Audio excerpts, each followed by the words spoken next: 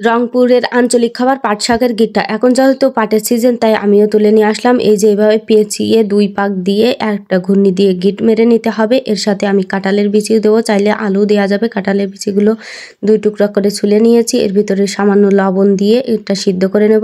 পুরোপুরি সিদ্ধ করা লাগবে না, 80% পর্যন্ত কাঁঠালের বিচিগুলো সিদ্ধ হলে আমি দিয়ে দেবো পাটের শাকের গিট্টাগুলো। পাটের শাকের গিট্টাগুলো ওর সাথে মিশিয়ে এটাও সিদ্ধ করে নিতে হবে। এরপরে দিয়ে দিলাম কাঁচামরিচ, আস্ত রসুন, পেঁয়াজ কুচি, পরিমাণ মতো হলুদ গুঁড়া, পরিমাণ মতো লবণ আগেই আমি দিয়েছিলাম, যার কারণে এখন আর দিচ্ছি না।